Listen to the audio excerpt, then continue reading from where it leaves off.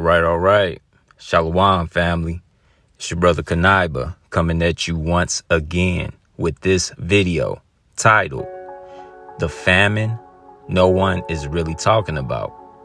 Will Nancy Pelosi's actions have a significant effect on Americans? Okay. So unless you've been living under a rock, you should already be familiar with what happened last, I believe, Tuesday with Miss Nancy Pelosi, right? Miss Nancy Pelosi actually visited the country of Taiwan, right? And this stirred up some controversy between China, America, and Taiwan, right? So what's really going on here is, just to brief you a little bit, of course, the country of Taiwan sees itself as its own sovereign or independent country, okay? Whereas China views Taiwan as a province of China under what's known as the PRC, or the People's Republic of China, okay? So with Nancy Pelosi actually visiting Taiwan last Tuesday, this actually shows America's support of Taiwan being its own independent country. And China views this as pretty much disrespect and a direct violation of what's known as the One China policy, okay, in which America is supposed to be in agreement with. America is supposed to be in agreement with the One China policy, but Nancy Pelosi's actions actually says otherwise, okay? So now the question begs, will China retaliate? Well, to be honest, it's really not a question of will China retaliate, because it's really inevitable that China is going to retaliate. But the question is when and how, right? Because China they have to do something, okay, in order to not look like they're being bullied by America. And especially when one of the U.S.'s government officials that came over there, now this is going to get people bent out of shape, but I really don't care. The U.S. official that went over there was a female. I mean, again, China does not want to look like it's being bullied, and especially when it was a female that went over there to make this statement in support of Taiwan, okay? So now this leads us to today's video.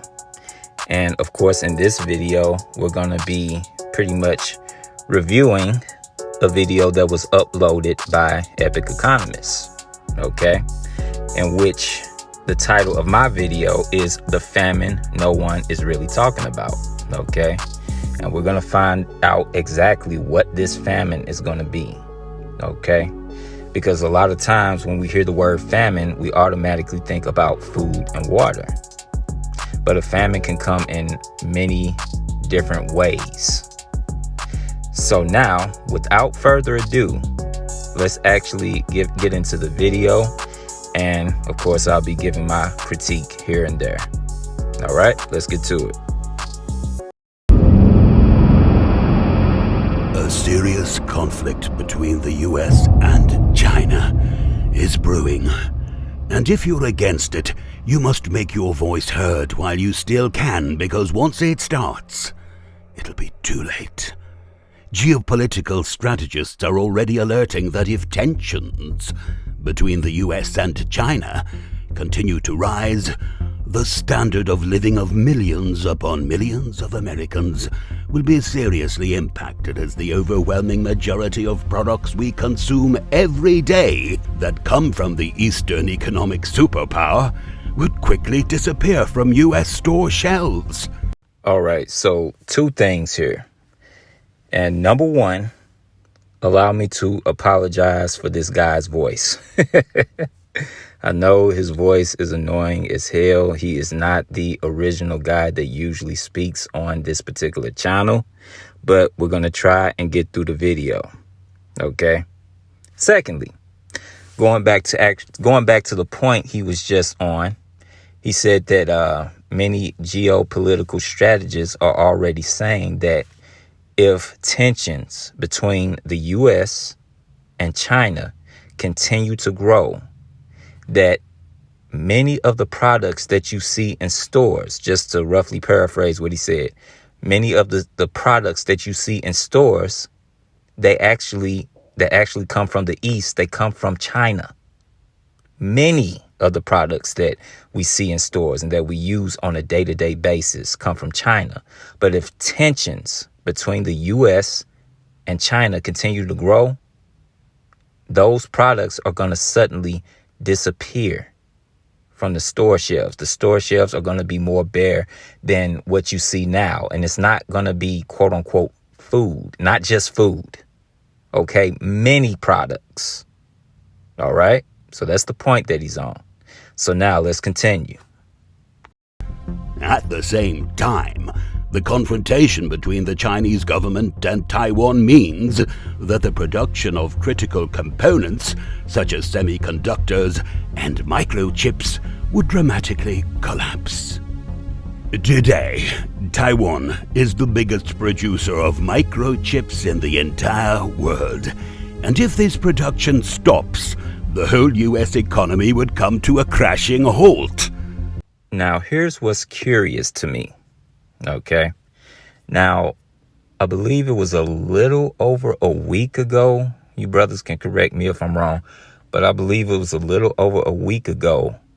You had what's known as the Chips and Science Act that came into fruition. Okay, it's called the Chips and Science Act. Now, this particular act aims to, bring semiconductor research and production back to America and to make America more competitive in that field as far as semiconductors go. Okay. And this act just came into fruition. I want to say it was a little over a week ago. Right. And here's the curious part. After this act comes into fruition, not long after, Nancy Pelosi takes herself over to Taiwan. And as we know, and as we just heard, Taiwan is the #1 producer of semiconductors. Now, that just strikes me as curious. Something seems to be going on there. Okay. But that's just me thinking out loud, right? But we'll see how that plays out as far as that goes. But that just struck me as curious, right? But anyway, let's continue on with the video. The stakes are incredibly high, and yet no one seems to be paying attention to these emerging threats. That's why, in today's video, we're going to expose the risks and consequences of this looming geopolitical battle between the two greatest economic potencies of the globe. Before moving on, please don't forget to leave a thumbs up and subscribe to our channel so you don't miss our future videos. Last week, when rumors that the House of Representatives Speaker Nancy Pelosi would visit Taiwan started to spread, Chinese authorities issued an ominous warning. We would like to tell the US once again that China is standing by, and the Chinese People's Liberation Army will never sit idly by. China will take resolute responses and strong countermeasures to defend its sovereignty and territorial integrity. Foreign Minister spokesman Zhao Lijian told reporters when asked about the fallout from Pelosi leading a congressional delegation to Taipei. As for what measures, if she dares to go, then let's wait and see. Now, that's somebody that's not playing. Okay, when you look at that type of phraseology, that's somebody that's not playing. Okay, just think about it. It's like, just to put it more plainly, they saying, let her go over there to Taiwan and see what happened. Somebody used that phraseology, see what happened. That's somebody that's not playing. Okay, they're daring her to go over there because they're going to retaliate. Right? That's why I said it's not really a question of if China is going to retaliate. It's more of a question of when and how. Okay. And we're getting into the how in this video. Okay. Let's continue. Zhao added, the US government was aware that her visit to Taiwan would absolutely enrage the Chinese, but they sent her and her delegation anyway. They were received by Taiwan's foreign minister, Joseph Wu, and Sandra Utkirk, the top US representative in Taiwan. And she went over there in that bright pink suit too, as if she wanted to be seen. As if she was making a statement to China. Okay, you dared me to come over here to Taiwan? Well, here I go. What you gonna do about it? Anyway, let's continue with the video. But the visit has pushed US-Chinese relations to a new low. Pelosi's arrival triggered a furious response from China at a time when international tensions already are elevated by Russia's aggression toward Ukraine. China considers Taiwan part of its territory, and Chinese authorities have never been afraid of using force to bring it under their control. The US government warned China against using the visit as an excuse for ordering unnecessary military action against Taiwan. But China's foreign ministry said that Pelosi's visit seriously damaged peace and stability in the Taiwan Strait and has a severe impact on the political foundation of China-US relations, seriously infringing China's sovereignty and territorial integrity. The Chinese government promptly warned that there would be a military response, and now the entire globe is anxious to see what that will be. See? I told y'all it's not a question of if China is going to retaliate.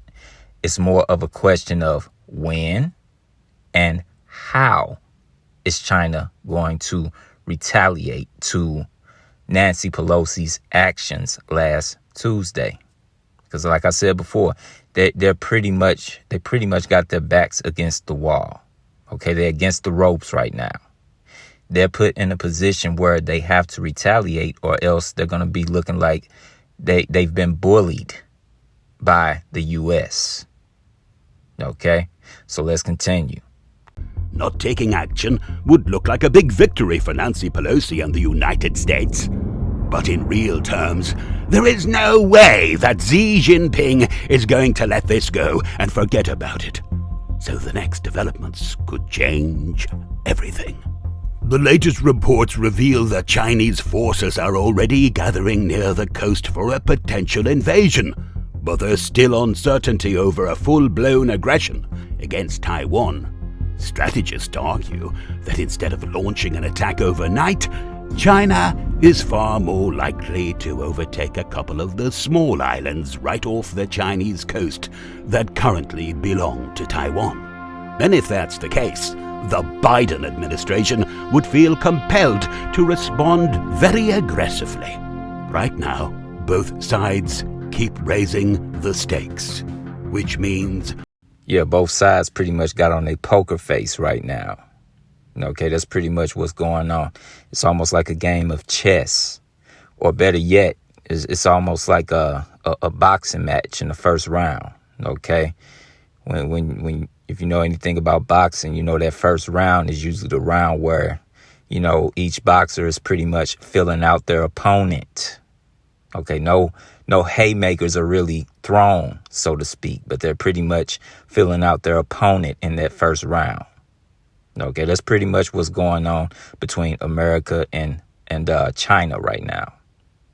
Okay, nobody wants to do anything overly drastic right now, but you know, retaliation is inevitable. Okay, but anyway, let's continue. That tensions could escalate into a full-blown conflict in the Pacific very rapidly. And once a geopolitical battle begins, our trading relationship with China would immediately come to a halt. Which leads us to the title of my video, The Famine that no one is really talking about. Okay? Because they already said if things continue to escalate between China and America, the trading relationship between China and America will suddenly come to a halt.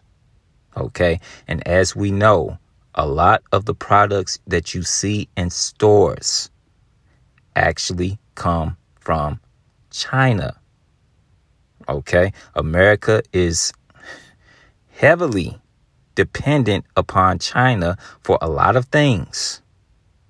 All right, so this is going to be very interesting to see how this plays out, because this could lead to a different type of famine that nobody's really talking about. But we're going to get into it in this video. There's something very specific that people are not really looking at. All right, let's continue. Needless to say, the American population is not prepared for that. A clash of such immense proportions would hurt our economy very badly in countless ways. A very worrying consequence this conflict might bring is a widespread shortage of medicine. And there you have it. This is the very specific thing that I was talking about. If tensions continue to grow between China and America, we could very well see a different type of famine that nobody's talking about. More specifically, a shortage of medicine. Okay, he's going to explain further. Let's get into it. Over the past decade, our domestic production of medicine has steadily declined, and that's a serious problem. According to U.S. Representative Mike Gallagher, the vast majority of the medicine we use here in the United States comes from overseas, and China is the largest supplier. Did you hear that? Did you hear that? The majority of medications that we use here in the U.S. comes from overseas. And China is the main supplier. Okay, China is the plug. But guess what? America then got into it with the plug. So now the medication supply may get cut off. There may be a famine of medication. Now, this is serious. Okay, nobody's really talking about this, but this is something to really look at. All right, let's continue.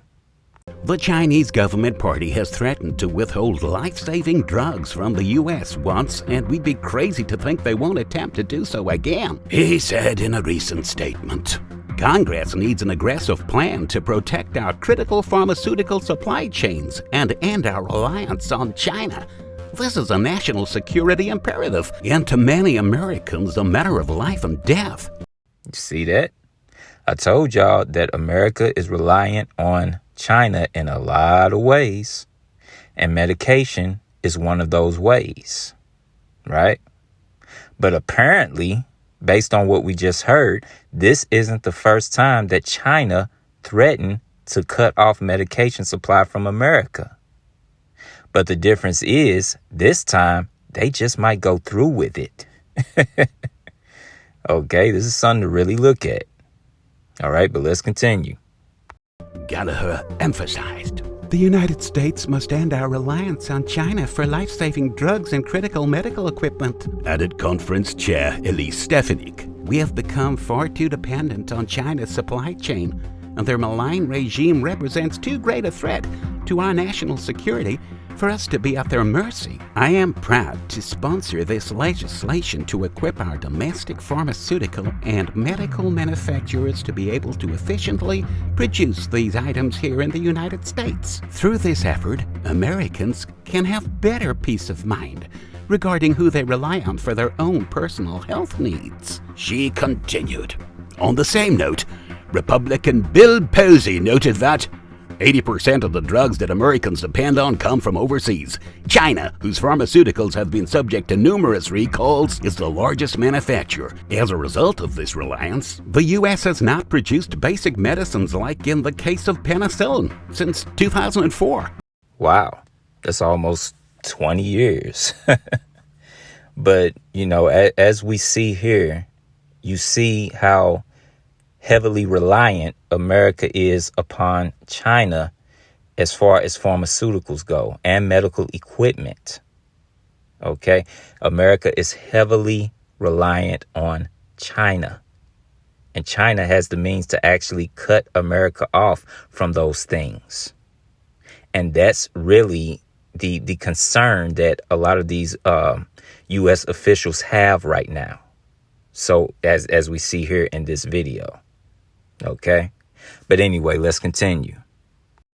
Health authorities in the US are saying that if the conflict accelerates, our domestic supply of antibiotics will dry up incredibly fast. Right now, the US has virtually no capacity to manufacture antibiotics. That's because China currently controls roughly 90% of the global supply of inputs needed to make the generic antibiotics that treat bronchitis, pneumonia, pediatric ear infections, and life-threatening conditions such as sepsis. They wrote in a note published by Bloomberg. So apparently, America has absolutely no capacity to manufacture antibiotics. Okay. And those antibiotics actually, they help different type of conditions. And some of those conditions are actually life-threatening. But America doesn't have the capacity to actually manufacture these antibiotics. Because guess what? Like we see here, China controls roughly 90% of the antibiotics that's actually produced. Okay, let's continue. Generic antibiotics such as azithromycin used to treat secondary bacterial infections are already in short supply, and the US could experience a national shortage since the key materials for azithromycin and other medications are supplied by China. The Chinese government is fully aware that the US is extremely vulnerable to antibiotic shortages. In fact, executives of the U.S. healthcare industry affirmed that Beijing orchestrated a long-term cartel strategy that successfully drove the production of antibiotics and thousands of other generic drugs out of the United States. As a result, China has become the main source of the key ingredients for both penicillin and another class of antibiotics, cephalosporins. Together, these drugs comprise 2/3 of the antibiotics used in the U.S. each day. The Eastern superpower's domination of global drug inputs happened gradually. Many industry leaders actually praised this trend, thinking that the outsourcing of America's medicine manufacturing capacity would simply yield cheaper prices. See, now that's what the U.S. gets for trying to cut corners. Okay, they thought that they could actually save money by actually outsourcing the manufacturing of medical supplies and medicines. But now, since they became so heavily reliant upon China for the manufacturing of those different medicines and medical supplies, now it's come back to bite them in the behind. All because they were trying to cut corners and save money. Okay, so now let's continue with the video. But that was a very naive strategy. Now that Beijing holds a virtual monopoly on medicine inputs, it can charge monopoly prices. Last year, it pushed the price of critical components for antibiotics and acetaminophen by 100%. The truth is that we should have never allowed ourselves to become so dependent on one of our primary global rivals. Many experts have been telling the US government to take action before a scenario like this occurred, but nothing was ever done. Rosemary Gibson, a senior advisor with the Hastings Center and an author of China or X, Exposing the Risks of America's Dependence on China for Medicine, said in an interview with the New York Times that if China shut the door on exports of core components to make our medicines, within months our pharmacy shelves would become bare and our healthcare systems would cease to function. That's a very alarming possibility, especially considering that things are escalating quickly. What will Americans do if their entire healthcare system ceases to function? You're going to see a rise in sickness, death, and depression. because people forget that people are also heavily reliant on medication for their mental health as well.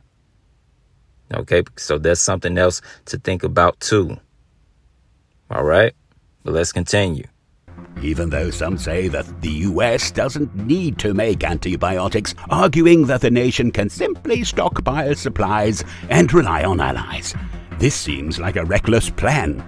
How would the strategic national stockpile be replenished in the middle of another health emergency, or if trade routes were blocked?